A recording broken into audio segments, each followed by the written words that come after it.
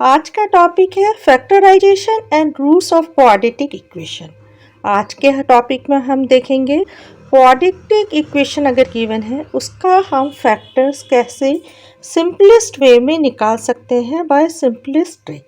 और वैसे ही हम क्वाड्रेटिक इक्वेशन को देख के ही कैसे बता सकते हैं कि उसके रूट्स क्या हैं। 10th स्टैंडर्ड में ये क्वेश्चन ऑब्जेक्टिव टाइप में आता ही है। आपको क्वाड्रेटिक इक्वेशन दिया रहता है और बोला जाता है कि आंसर में चॉइस रहता है whether the both the roots are positive, both the roots are negative और वन पॉजिटिव वन नेगेटिव। तो इसमें मैं वो ट्रिक बताऊंगी विदाउट सॉल्यूशन के आप क्वाड्रेटिक इक्वेशन को देखते ही कैसे बता सकते हैं कि उसका रूट्स दोनों पॉजिटिव है दोनों नेगेटिव है या वन पॉजिटिव वन नेगेटिव है। इसके लिए आपको वीडियो को अंत तक देखना है, आखिरी तक देखना है। वीडियो में क्वाड्रेटिक इक्वेशन से रिलेटेड हर टाइप के प्रॉब्लम्स का सॉल्यूशन मैं बताऊंगी। हर टाइप के इक्वेशन का मैं एक ही दो एग्जाम्पल लूंगी। स्टार्टिंग में हम जानते हैं कोई भी क्वाड्रेटिक इक्वेशन गिवन रहे तो उसके फैक्टर्स कैसे निकालने होते हैं। अब स्टार्ट करते हैं। ax² plus bx plus c equal to 0 ये standard form of quadratic equation है। अब हम कुछ पॉइंट समझ लेते हैं। ये c पॉजिटिव है तो हमें ऐसे दो फैक्टर्स चाहिए जिनका सम b के बराबर हो, मतलब f1 plus f2 will be equal to b। अगर c नेगेटिव है तो हमें दो ऐसे फैक्टर्स चाहिए जिनका सब्ट्रैक्शन b हो, तो सब्ट्रैक्शन b के बराबर हो। अभी हमने ये c के बारे में देख लिया। इसका मतलब क्या है, c जब पॉजिटिव होंगे दो ऐसे फैक्टर्स चाहिए जिनका एडिशन b के बराबर हो, और अगर c नेगेटिव हो तो ऐसे दो फैक्टर्स चाहिए जिनका सब्ट्रैक्शन b के बराबर हो। थर्ड पॉइंट है, अगर b और c बोथ पॉजिटिव रहे तो f1 और f2 मतलब दोनों फैक्टर्स पॉजिटिव होंगे। अगर b पॉजिटिव है और c नेगेटिव है मतलब एक फैक्टर पॉजिटिव होगा और एक फैक्टर नेगेटिव होगा। लेकिन कौन सा बड़ा वाला फैक्टर पॉजिटिव होगा क्या नेगेटिव होगा ये डिपेंड करेगा b पे। b पॉजिटिव है मतलब जो बिगर फैक्टर है वो पॉजिटिव होगा and the smaller factor will be negative. अगर b नेगेटिव है और c पॉजिटिव है तो दोनों के दोनों फैक्टर नेगेटिव होंगे। नेक्स्ट है, अगर b और c दोनों ही नेगेटिव है।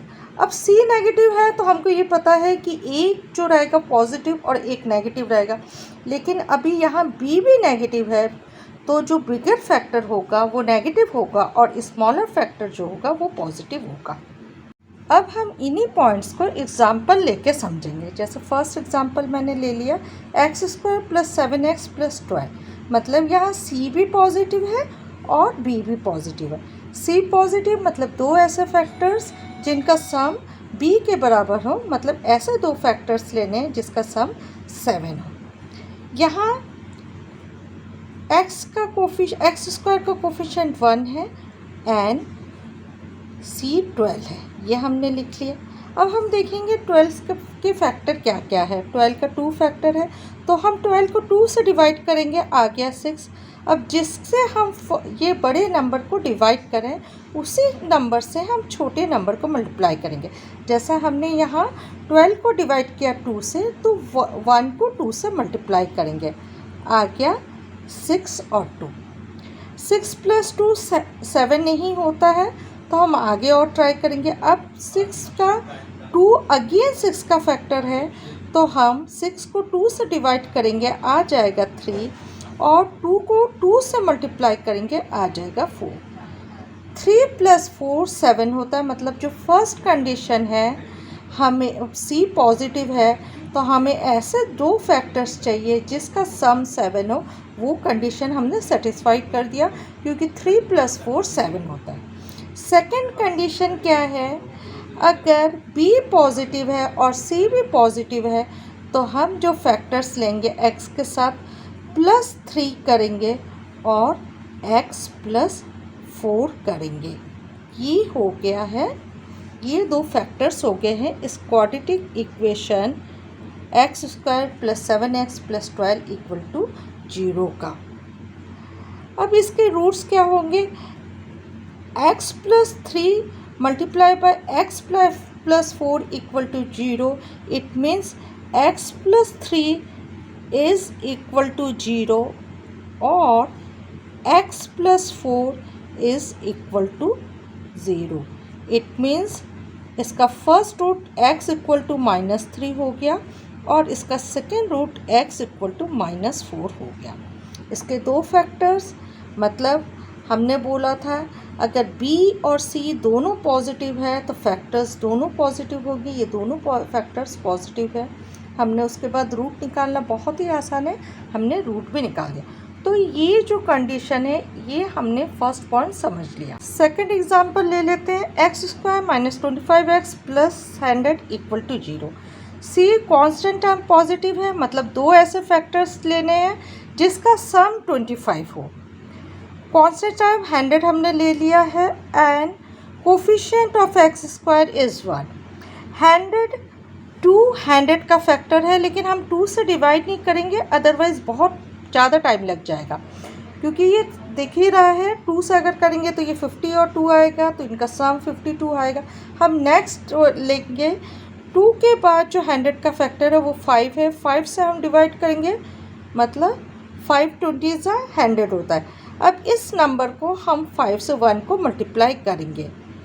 20 और 5 दो फैक्टर्स आ गए जिसका सम 25 होता है। मतलब हमारा जो फर्स्ट कंडीशन, अगर कांस्टेंट सम पॉजिटिव है तो हमें दो ऐसे फैक्टर्स चाहिए जिनका सम b के बराबर हो, वो सेटिस्फाइड हो गया। 20 + 5 = 25। सेकंड कंडीशन हमारा ये है कि अगर कांस्टेंट सम पॉजिटिव है और b मतलब कोफिशिएंट ऑफ x नेगेटिव है तो दोनों हमारे फैक्टर्स नेगेटिव होंगे। तो यहाँ जो हमारे फैक्टर्स आएंगे इस क्वाड्रेटिक इक्वेशन का क्या हो जाएगा? x के साथ हम -20 लिखेंगे एंड x - 5 = 0 और जो रूट्स हो गए हैं x = 20 एंड x = 5।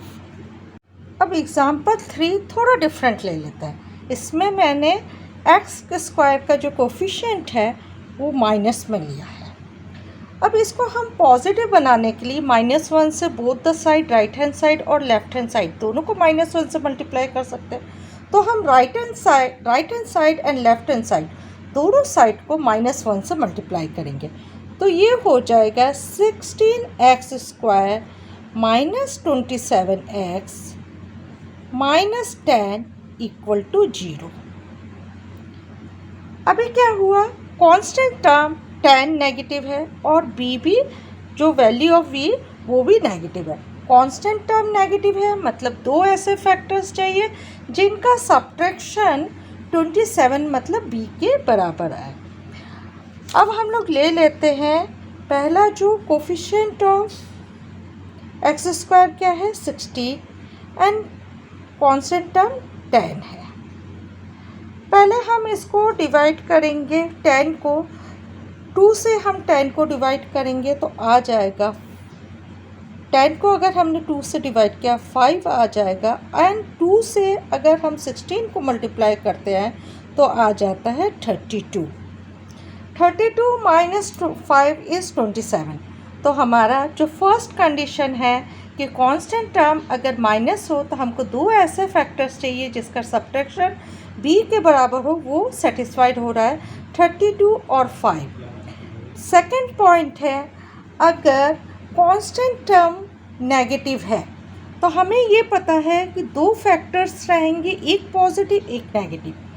अब पॉजिटिव कौन सा रहेगा, नेगेटिव कौन सा रहेगा, ये b पे डिपेंड करता है। यहाँ b जो है वो नेगेटिव है तो इसका मतलब जो बड़ा फैक्टर होगा वो नेगेटिव होगा। यहाँ 32 बड़ा है तो हमारे जो दो फैक्टर्स आएंगे x - 32 आएगा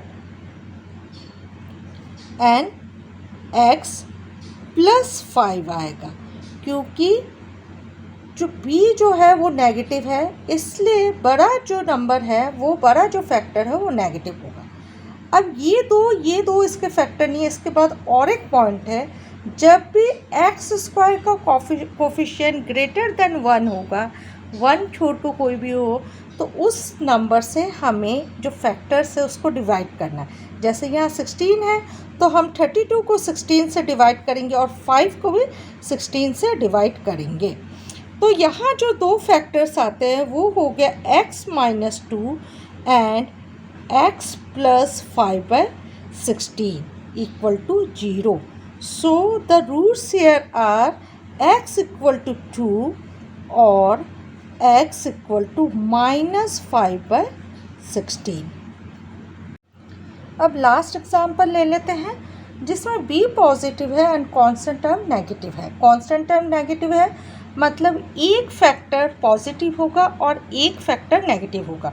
मतलब दो फैक्टर्स हमें ऐसे लेना है जिनका सब्ट्रैक्शन b के बराबर हो। कोफिशिएंट ऑफ एक्स स्क्वायर 10 है, कांस्टेंट टर्म 3 है, ये दोनों हमने ले लिया। 10 का फैक्टर 2 होता है, 2 5 10 और इसी 2 को 3 से मल्टीप्लाई करेंगे 6 आ जाएगा। अब हमको पता है कि हमें बड़े नंबर से छोटे नंबर को सब्ट्रैक्ट करना है और वो 13 आना चाहिए। 6 - 5 इज़ नॉट 13। तो हम देखेंगे 10 का दूसरा फैक्टर क्या है। 10 के 2 के बाद जो फैक्टर आता है वो होता है 5। तो 5 से हम 10 को डिवाइड करेंगे तो 5 2 10 होता है और उसी 5 से जब हम 3 को मल्टीप्लाई करेंगे 15 आ जाएगा।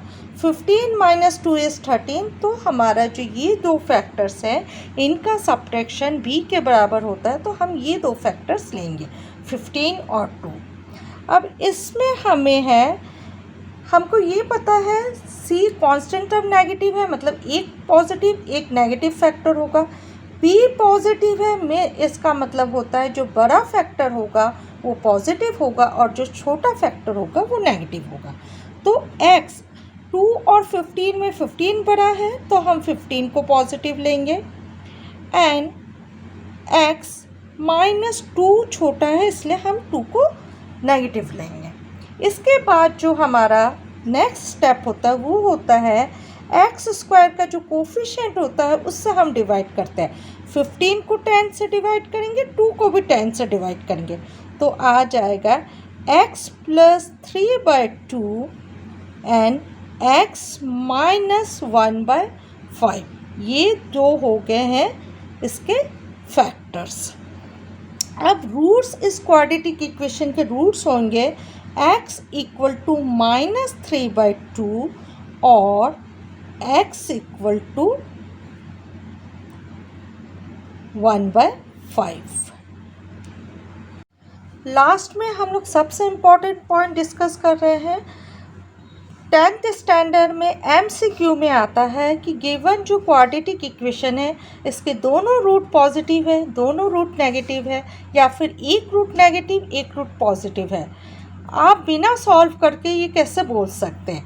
MCQ में बिना सॉल्व करके विद इन सेकेंड आप इसका आंसर दे सकते हैं। इसका ट्रिक जो है वो ये है, अगर B पॉजिटिव है, पॉजिटिव मतलब इसमें दो लाइन्स आ रहे हैं, 1 2 लाइन, तो दोनों B और C के साइन चेंज हो जाएंगे। अगर B नेगेटिव है मतलब इसमें ओनली 1 डंडी आ रही, एक लाइन आ रही है, तो सिर्फ B का जो है साइन चेंज होगा।